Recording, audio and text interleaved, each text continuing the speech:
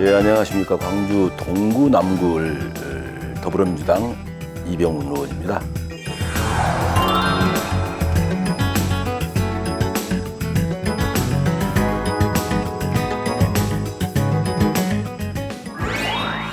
한 지역에서 제가 3번째 도전해서 3판 만에 국회에 입성을 했어요. 광주에서 여기 여의도까지 오는 데는 2시간 반, 3시간이면 오는데 8년 6개월 걸렸습니다.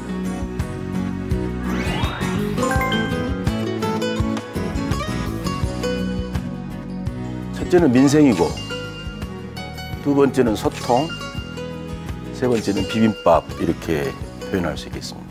제가 공직 생활을 30년 넘게 해봤는데 청와대도 있었고 일선에서 군수도 했고 문화체육관광부도 있었고 행정중심 복합도시 건설청에도 있었고 국책사업에 따라서 한 부처에 있지 않고 여러 부처를 많이 돌아다녔죠. 공직 생활을 할 때는 이렇게 정말 깊이 있게 민생의 밑바닥을 이렇게 훑어볼 기회가 없었어요.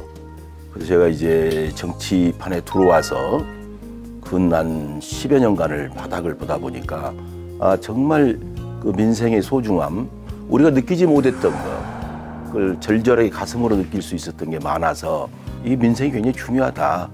민생의 아픔을 치유해야 된다. 이런 생각이 들었죠.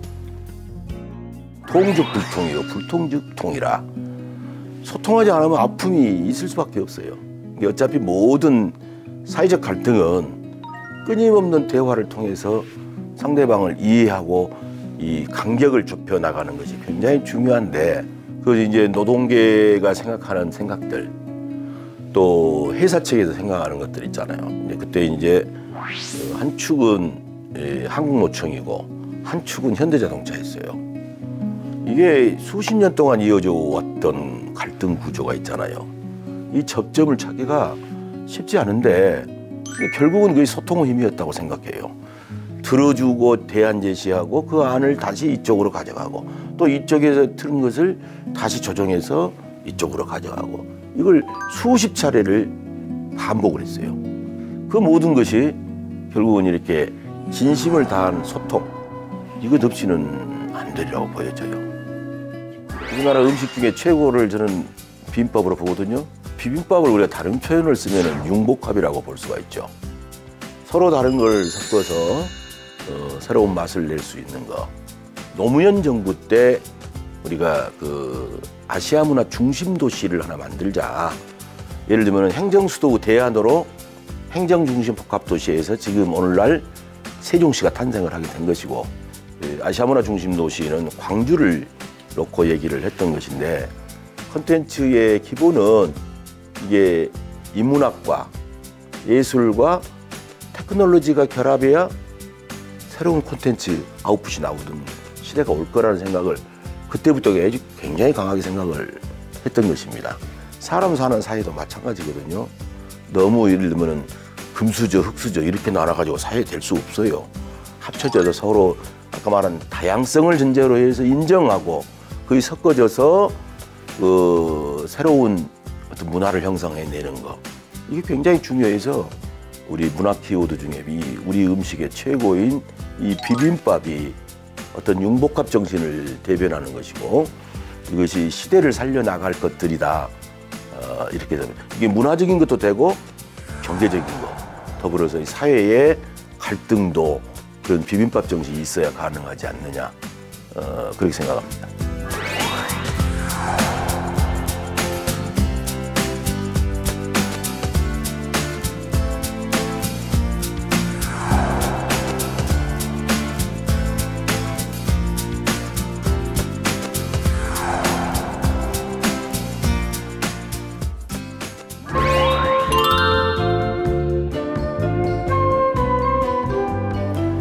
정치를 제가 늦게 출발했어요.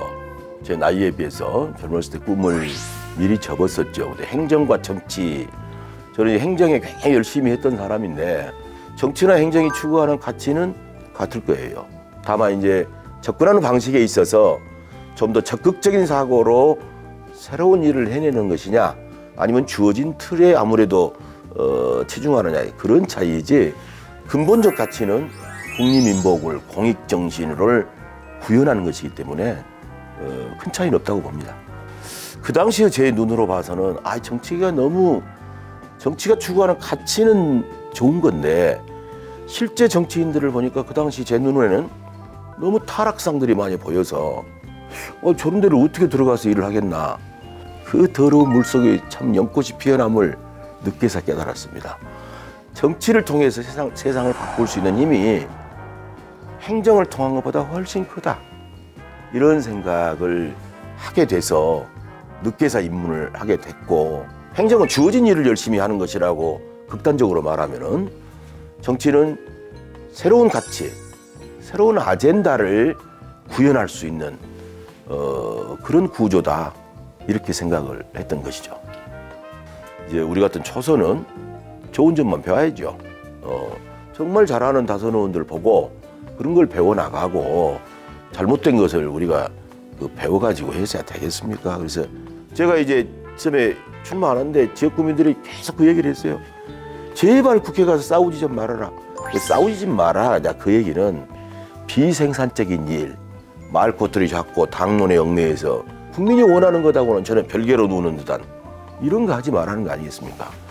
그래서 이건 그 기대에 맞게 초심을 잃지 않고 날마다 일신우일신의 정신으로 살아야 된다고 생각을 합니다.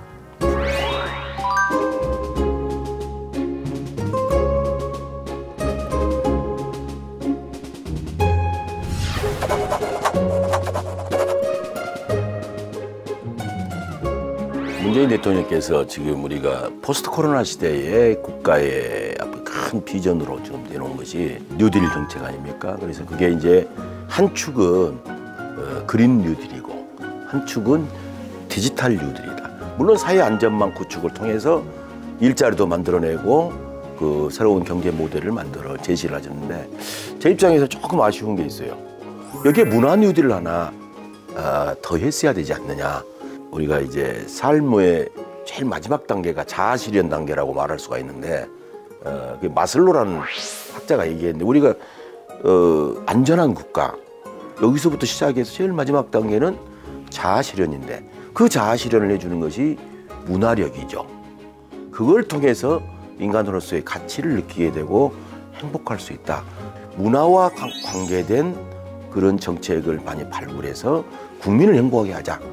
그걸 제가 이제 문화 뉴딜이라고 칭하고 그래서 삼각축으로 문화 뉴딜, 디지털 뉴딜, 그린 뉴딜이 됐을 때 진정한 행복 국가가 되는 것이 아니냐 이런 생각을 가서 문화를 통한 경제 활성화 또 문화를 통한 행복 국가를 만드는 것 이것이 제가 임기 중에 적은 주춧돌이라도 놓고 싶다라는 생각입니다.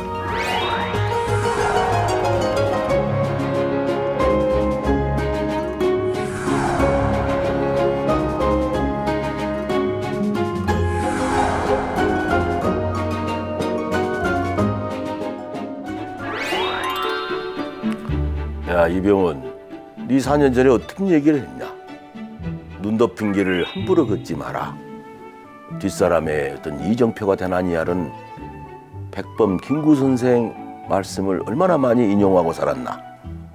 4년 동안 그래도 크게 벗어나지 않고 이 자리까지 온 거에 대해서 너를 격려한다. 앞으로도 그런 정신을 가지고 선한 정치적 영향력을 미치는 그런 착한 정치인으로서 모습을 지켜내길 바란다. 고생 많았다.